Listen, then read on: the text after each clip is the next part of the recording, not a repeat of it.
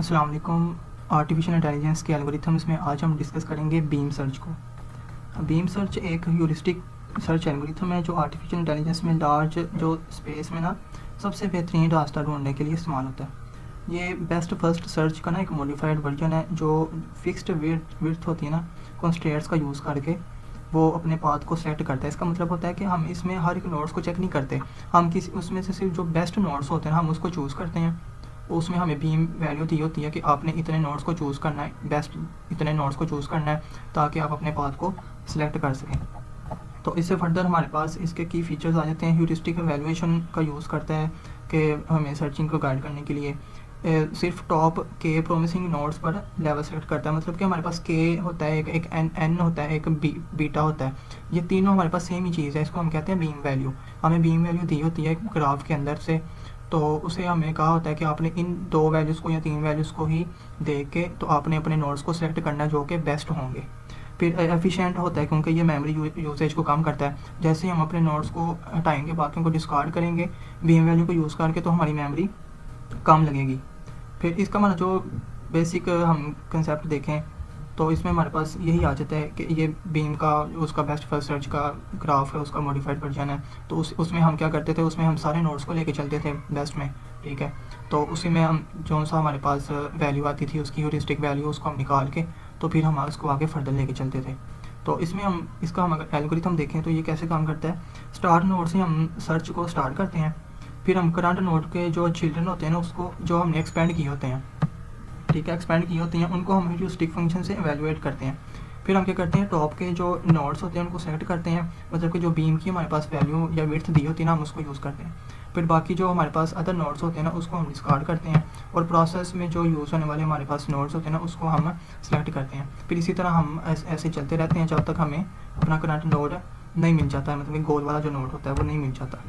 तो इसके जो हमारे पास अगर हम एप्लीकेशंस देखें तो हमें ये यूज़ होता है नेचुरल लैंग्वेज प्रोसेसिंग में। जैसे गूगल ट्रांसलेट है, वो मशीन ट्रांसलेशन करती है हमारी नेचुरल लैंग्वेज को अपनी बिट्स में, या अपनी जो एआई अपनी जो एल्गोरिथम यूज़ करके हमारी लैंग्वेज को आइडेंटिफाई करता है, उसमें यूज़ होता है। फिर गेमिंग एआई में यूज़ होता है, रोबोटिक्स में यूज़ होता है, स्पीच रिकॉग्नाइजेशन में यूज़ होता है कि हमने कोई भी बात की है, जैसे गूगल असिस्टेंट है उसमें हम कोई भी बात करते हैं तो वो हमारी आवाज़ को पहचानता है, डिटेक्ट करता है।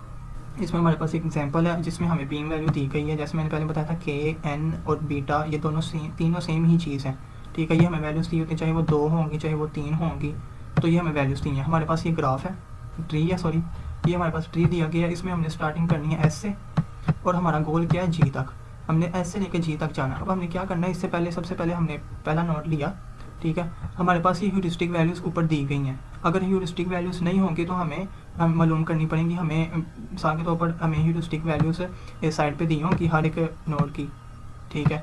और हमारे पास इसका पाथ दिया होगा, यहाँ पर पाथ पे हमें वेट दिया होगा। अब हमने जो हमारे पास फार्मूला था एफ ऑफ एन, ठीक है, is equal to G of N plus H of N, इस फार्मूले को यूज़ करके फिर हमने अपनी ये वैल्यूज़ को निकालना है। वैल्यूज़ को निकालने के बाद हमने इनके ऊपर अलॉट कर देना और फिर हमने चेक करना है। क्योंकि ये पहले से अलॉट है तो हमने फिर ये करना है कि इसको हमने डायरेक्टली ही सॉल्व करना है। अब हमने सबसे पहले क्या किया, एस को लिया, ठीक है। पहले हमने एस को लिया, अब एस के साथ जितने अटैच है हमने उसको लिख देने हैं। एस को लिया हमने, एस के साथ हमारे पास ए अटैच है, बी अटैच है और सी अटैच है, हमने तीनों को ले लिया।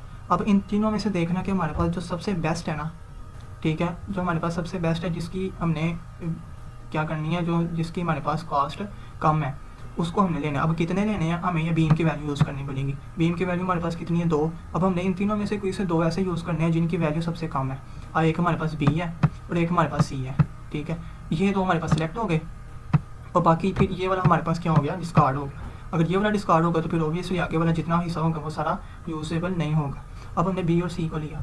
अब बी और सी में से हमने क्या किया, इसमें हमने आगे फर्दर देखा कि बी हमारे पास किससे अटैच है। बी हमारे पास एफ से अटैच है, ठीक है। ये सिंगल है तो सिंगल हमारे पास आगे चलेगा, एफ से अटैच है। और हमने एफ जो सा देखा, एफ हमारा आगे किससे अटैच है, के से। अब हमने देखा सी को हमने देखा हमारे पास कितने अटैच है, 2। तो हमने इसको दोनों को लेके चलना है, ठीक है। हमारे पास दोनों को हम लेके चलेंगे। अगर हमारे पास गोल आ गया तो हम उसको क्या करेंगे, सेलेक्ट कर लेंगे। अगर हमारे पास गोल नहीं आएगा तो हमारे पास जो फर्दर आगे का नोड बचा होगा ना, हमने उसको चूज़ करना होगा। मिसाल के तौर पर अगर इसमें ना आता, ठीक है, अगर इसमें फिर ये हमारे पास पहले का वैसे ही पड़ा होता तो हम फिर उसको चूज़ करते हैं, क्योंकि ये पहले तरतीब में बी पहले आता है, हमने इसको पहले ये चूज़ किया, तो इसमें हमारे पास गोल नहीं था, तो हमने इसको क्या किया, छोड़ दिया। फिर हम सी की तरफ गए, सी में हमारे पास 2 नोड्स थे, ठीक है, 2 में हमने देखा कि हमारे पास एक गोल है कि नहीं। अब हमने देखा हमारे पास गोल मिल गया, जी हमारे पास ये है, तो हमने गोल को सेट कर लेना है। अगर हमारा गोल यहाँ ना होता, आगे फर्दर होता, तो फिर मिसाल के तौर पर यहाँ पर होता, तो हमने इससे नेक्स्ट देखना था, ठीक है। इससे नेक्स्ट देखा, जैसे हमने बी से एफ पे गए थे, फिर एफ से के पे गए थे, अगर सिंगल होगा तो हमने सिंगल को आगे लेके जाना है, ठीक है। इसी तरह हमने ऐसे सेलेक्ट किया, हमें गोल मिल गया, तो हमारा जो पाथ है वो बन गया एस, सी और जी। एक हमारे पास ये एग्जांपल है ट्री को यूज़ करके। अब मैंने एक एग्जांपल और देखते हैं, इसमें हमने ग्राफ को देख के करना है। इसमें हमारा स्टार्टिंग पॉइंट एस है और हमारा गोल पॉइंट के है, ये हमारा एस है और ये हमारा के है। हमने वहाँ से एस से के तक पहुँचना है। अब हमने फिर क्या करना है, हमने वही, इसमें हमारे पास ये वैल्यूज़ जो एफ ऑफ एन की वैल्यूज़ थी, हमने ए स्टार वैल्यू जैसे वो फार्मूला मैंने पीछे बताया, तो उसको यूज़ करके हमने निकाली है। ये हमें ऐसे भी गिवन हो सकती है, हमें अलहदा भी गिवन हो सकती हैं, जिसमें हमें पहले पूरा ए स्टार प्रोसेस की जो सर्चिंग होती है उसको यूज़ करना पड़ेगा, फिर इसमें वैल्यूज़ अलॉट करके तो हमें निकालना पड़ेगा। अब हमने, जैसे मैंने आपको सारा प्रोसेस बताया, ये वैसे ही है। हमने क्या देखा, सबसे पहले देखा एस के साथ कौन कौन सा अटैच है, एस के साथ बी अटैच है, सी अटैच है और ए अटैच है। अब इसमें भी हमने जो बीम की वैल्यू वो 2 ही ली है, ठीक है, 2 ली है, तो हमने कोई से 2 लेना है जिसकी वैल्यू सबसे छोटी है। अब हमने सी लिया और बी लिया, सी और बी लिया, तो हमारे पास ए डिस्कार्ड हो गया। अब हमने बी और सी में से आगे फर्दर लेके जाना है। अब हमने बी को पहले देखना है, बी के साथ हमारे पास कौन कौन सा अटैच है, बी के साथ हमारे पास एफ अटैच है, ठीक है, और हमारे पास सी भी अटैच है, ठीक है, सी अटैच है, सी को हमने अटैच कर लिया, नहीं तो वो पहले भी विजिट हुआ है दूसरे के साथ, तो हम उसको नहीं भी लिख सकते। फिर हमने एफ के साथ देखा, एफ हमारा किस के साथ अटैच है, सी के साथ अटैच है और जी के साथ अटैच है। अब इन दोनों में से हमने देखना है, इन दोनों को हमने लेके चलना है। इन दोनों को हम लेके चले तो हमारे पास पहले कौन सा आता है, सी आता है, हमने सी को पहले लेके चलना है, ठीक है। तरतीब भी रखनी है ना, हमने सॉर्टिंग के तौर पर भी लेके चलना है। फिर हमने तरतीब रखी, सी हमारे पास पहले आता है, हमने सी को देखा कि किस से अटैच है, ए से अटैच है, ठीक है, ये हमारा डिस्कार्ड है। फिर हमारा बी से अटैच है, वो पहले ऑलरेडी हो गया, हमारा विजिट हो गया। अब हमारे पास आगे किससे अटैच है, ई से, और एफ भी हमारे पास फर्दर विजिट हो चुका है। अब हमने ई को देखा, ई को लेके अब ई पे हमने देखना कि हमारे आगे फर्दर कौन कौन से अटैच है। ई पे हमने देखा कि हमारे पास फर्दर अटैच है, ए हमारे पास इसमें अटैच आ जाता है एक एच और एक आ जाता है हमारे पास डी, ठीक है, ये सॉरी यहाँ पर जी नहीं आता, ये हमारे पास आता है एफ के साथ और इसके साथ सी के साथ और डी के साथ और एच के साथ। अब हमने इनमें से देखना कौन सा करना है, ये तो हमारे पास कट गया ना, ये हमारे सॉरी यहाँ पर ये नहीं आता, एफ हमारे पास ऑलरेडी विजिटेड है, ठीक है। हमने एच को देखा और डी को देखा, एच और डी को देखा, हमने देखा कि एच हमारे पास आगे लेके गए, तो एच के आगे हमारे पास कोई भी नहीं बनता है जो हमारे पास आगे फर्दर बने, क्या कहते हैं, आगे नोड बने वो नहीं है, तो हम डी पे देखेंगे।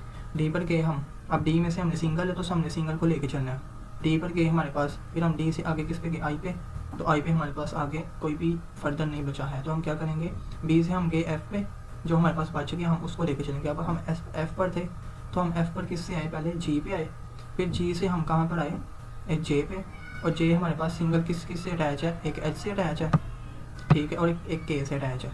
अब हमने इन दोनों में से देखा क्योंकि एच जो सा हमारे पास ऑलरेडी क्या था, डिस्कार्ड हो चुका था, तो हमने क्या देखा कि जे हमारे पास रह गया खाली के के साथ, तो के हमें अपना गोल मिल गया, तो के हमारे पास गोल मिल गया, तो हमारा जो पाथ था वो बन गया एस से बी, फिर बी से एफ, फिर एफ से जी, जे और के, ये हमारे पास फाइनल पाथ बन गया।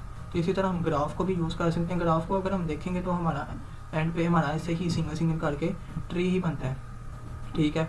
और अगर हम खाली ट्री लेकर चलते हैं तो फिर भी हमारा वो सिंपल, जैसे मैंने पिछली एग्जाम्पल करवाई है, तो ऐसे हमने लेके चलना। बस मेन चीज़ हमने क्या करनी है, इसमें हमने बीम के वैल्यू को देख के जो जितने अटैच हैं उनमें से हमने बीम की वैल्यूज़ उतनी लगा के बाकी नोट्स को हमने क्या कर देना, डिस्कार्ड कर देना। और बीम जो हमने नोट्स कौन से लेने हैं, जिनकी वैल्यू सबसे छोटी होंगी बाकियों से, ठीक है, उस लेवल के अंदर।